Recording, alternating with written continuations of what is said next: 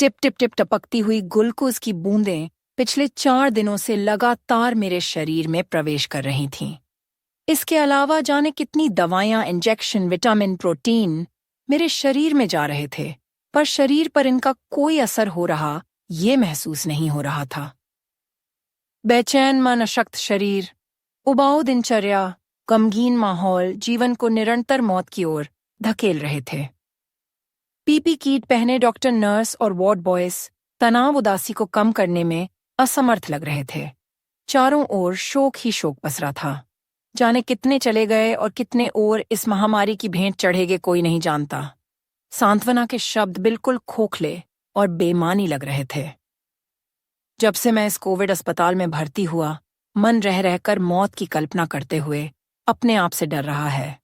न प्रार्थना में जी लगता, न कोई सपना जी बहलाने में कामयाब हो पाता। दूर दूर तक सघन अंधेरा, उम्मीद की कोई किरणें आसपास दिखाई नहीं दे रही है तो सिर्फ मरीजों की दर्द से कराहती चीखें, इमरजेंसी में भागती हुई हताश बेबस नर्सें, ऑक्सीजन की सप्लाई को लेकर चिंतित डॉक्टर। पिछले 4 दिनों में मेरे आसपास की 4 जिंदगियां लाश में तब्दील हैं।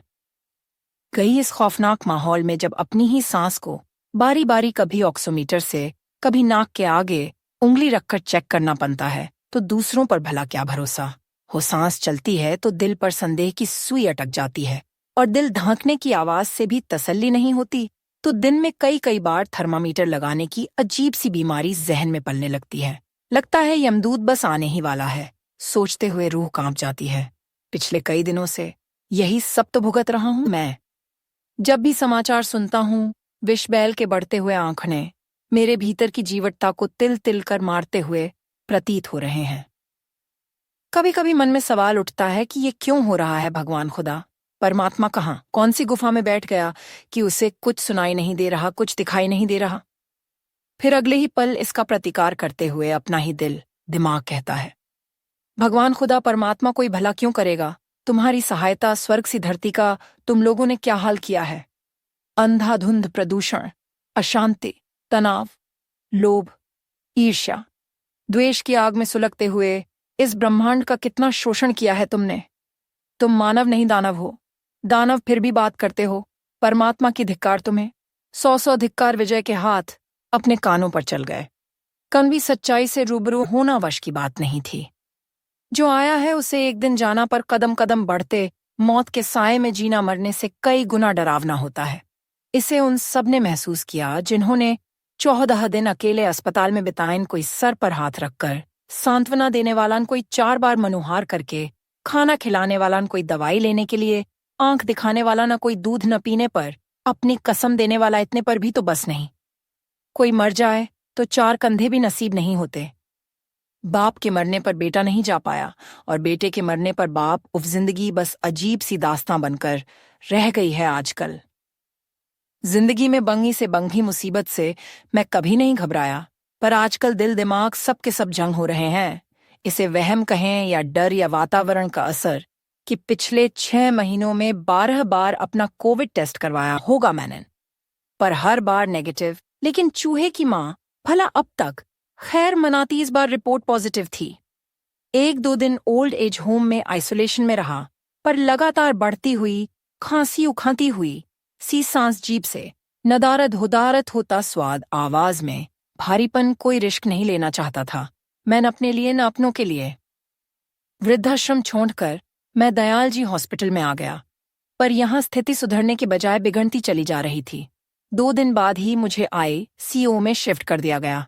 धीरे धीरे तन मन ढीले होते जा रहे हैं। भगवान के घर का बुलावा मानो साफ साफ सुनाई दे रहा है। कल ही तो मेरे पास के बेड पर लेटा 40 साल का युवक ऑक्सीजन की कमी के कारण चला गया। सरकार, मीडिया, डॉक्टर, परिवार सब लाचार होकर मौत का नग्न नृत्य देख रहे हैं। एक दूसरे पर आरोप प्रत्यारोप लगाने के अलावा कोई कुछ नहीं कर पा रहा। कैसा विचित्र समय है। आदमी आदमी के छूने से बीमार हो रहा है। बहुत पीछे छूट गया। किसी से गले मिलना, गर्मजोशी से हाथ मिलाना, जादू की झप्पी, हर दर्द की दवा, मीठी सी पप्पी सोचते हुए विजय के आंखों से आंसुओं की बरसात होने लगी। अचानक अपने सर पर किसी का स्पर्श महसूस किया तो धीरे से आंख खोली। सफेद कपड़ों में ये कौन है क्या? कोई परी क्या, कोई अप्सरा क्या? मैं मरकर स्वर्ग में आ गया? न हो गया कहीं कोई भूतनी तो नहीं, कहीं मैं नरक में नहीं? नहीं कहते हुए हम बहाते हुए मैं उठ बैठा। पूरा बदन पसीने से तरबतर, मेरे जहन में शायद मरने के ख्याल को छोड़कर कुछ भी शेष नहीं रहा। अंकल, यूं अकेले अकेले आंसू बहाना कोई अच्छी बात तो नहीं। मुझे बताइए क्या प्रॉब्लम है आपकी? आज की तो सब रिपोर्ट भी अच्छी है। फिर इस तरह दिल छोटा करने का मतलब? थोड़ा सा बहादुर बनिए, खुद को संभालिए, हौसले के बलबूते हर जंग जीती जा सकती है। मुझे देखिए, पिछले पूरे साल से इस हॉस्पिटल में कोविड के मरीजों के साथ काम कर रही हूँ। 20 दिन पहले खुद भी गिरफ्त में आ गई, पर डरी नहीं, मजबूत रही, आखिर कोरोना को हराकर आज लौट आई हूँ ड्यूटी पर। और हाँ, अब आप लोगों को भी हारने नहीं दूंगी। कहते हुए वो मुस्कुराई और हाथ का सहारा देकर बिठा दिया। जाने क्या जो जादू था उसके शब्दों में, उसकी आत्मविश्वास से चमकती हुई आंखें, मक्की हुई आंखों में, कि मुझको अपने भीतर एक ऊर्जा का संचार महसूस हो रहा था। वो देवदूत सी परी दूसरे मरीजों की ओर बढ़ गई थी, पर मेरी आंखें तब तक उसे देखती रहीं जब तक वो इस आईसीयू वार्ड में रही। पूरा वातावरण बदल दिया उसने अपनी उपस्थिति से। पूरे दिन में कभी किसी को अपने परिवार से वीडियो कॉल पर बात करवाती, कभी कोई गाना सुनाती, सभी धमनियों में ऑक्सीजन के साथ साथ हौसला चढ़ाती, दवाइयों के साथ साथ जाने क्या क्या परोस दिया था उसने। पूरे दिन इन्हीं जादू भरी बातों के बीच कब सांझ घिराई पता ही नहीं चला। जाते जाते उसने सबसे वादा लिया कि कल सुबह सब मेरा स्वागत अपनी चौंधी मुस्कान के साथ करेंगे। विजय अपने बिस्तर पर लेटे लेटे जाने कितनी देर तक उस देवदूत परी सी नर्स के बारे में सोचता रहा। बचपन में पापा से सुनी हुई एक कहावत बिजली की तरह उसके मन मस्तिष्क में कौंधी, मन के हारे हार, मन के जीते जीत। सच ही तो कहा है हमारे बुजुर्गों ने। वैसे भी जिंदगी हर कदम पर एक जंग ही तो है। 70 साल तक आते आते जीवन में कितने उतार चढ़ाव देखे, पर कभी हार नहीं मानी। यहाँ तक हर कदम पर साथ चलने वाली पत्नी भी साथ छोड़कर चली गई। बेटा विदेश में रहता था, ऐसे में अपना सब कुछ समेटकर वृद्धाश्रम रहने चला गया, पर हार नहीं मानी। वहां भी अपना मन लगाने के लिए बागवानी को अपना मकसद बना लिया और शक्ल बदल कर रख दी। वृद्धाश्रम की फलों और फूलों वाले इतने पेड़ लगाए कि पूरा परिवेश महकने लगा, और आजाद सांसों की जंग के आगे घुटने टेक रहा हूं मैं। सदैव आशा के गीत गाने वाला विजय आज कैसे निराशा के भंवर में फंस गया। वाह रे वाह! विजय अपने नाम को लज्जित होने से बचा। मुझे अपने निराशा वाले विचारों से कोफ्त होने लगी। रात्रि का अंधकार जैसे जैसे बढ़ रहा था, वैसे वैसे मेरे मन के भीतर का उजाला बढ़ रहा था, जो आंखों के रास्ते पूरे वजूद को अपनी गिरफ्त में ले रहा था। निराशा के कोहरे को चीरता हुआ सकारात्मक सोच का एक सूरज मेरी जिंदगी में उतरता हुआ प्रतीत हो रहा था। नहीं नहीं, मैं नहीं हारूंगा, मेरी तो सारी रिपोर्ट भी ठीक आ रही हैं। फिर क्यों डर रहा हूं मैं? कहते हैं डर के आगे जीत है।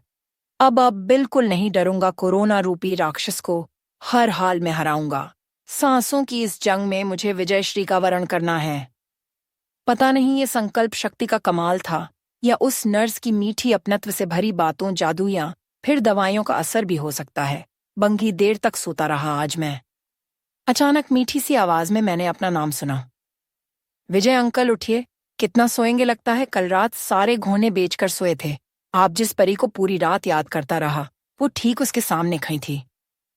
घोंझों के साथ साथ मैंने तो सारे गधे भी बेच दिए थे सिस्टर। कहते हुए होठों पर बरबस एक मुस्कान तैर गई।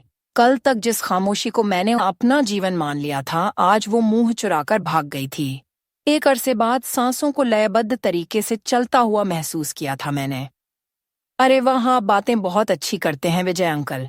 देखिए, आज मैं सबको एक गाना सुनाऊंगी, आप सबको मेरा साथ देना होगा। कहते हुए उसने मोबाइल से गाना बजा दिया। हवा में बोल तैरने लगे। कहाँ तक ये मन के अंधेरे छल्लेंगे? उदासी भरे दिन कभी तो ढलेंगे। वार्ड में कुछ लोग सचमुच गाने लगे थे, कुछ मुस्कुराकर सुनते हुए अपने हौसले दुरुस्त कर रहे थे, तो कुछ लोग मुंह फुलाकर भी बैठे थे। तभी मोबाइल पर आत्माराम का मैसेज चमका। कैसे हो विजय यार? गुड मॉर्निंग, जल्दी से ठीक होकर आ जाओ। बहुत सूना सूना लग रहा है, तुम्हारे बिना 4 दिन हुए हैं कि तुम यहाँ पर नहीं हो। पर लगाता है तुम्हारे बैसिर पैर के चुटकुलों के बिना खाना हजम ही नहीं हो रहा यार। कहते कहते रो पड़ा था आत्माराम। बदले में मैंने सीधा फोन ही कर दिया आत्माराम को, बस जल्दी ही लौट आऊंगा यार, अभी हारने वाला नहीं हूं।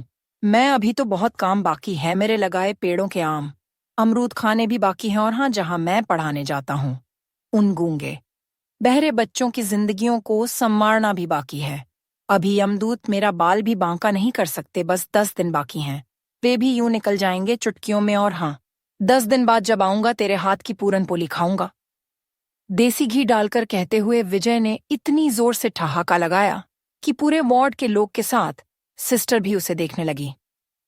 अरे यूं घुर घुर कर मत देखो मुझे, बस मैं हारने से पहले जीना चाहता हूँ।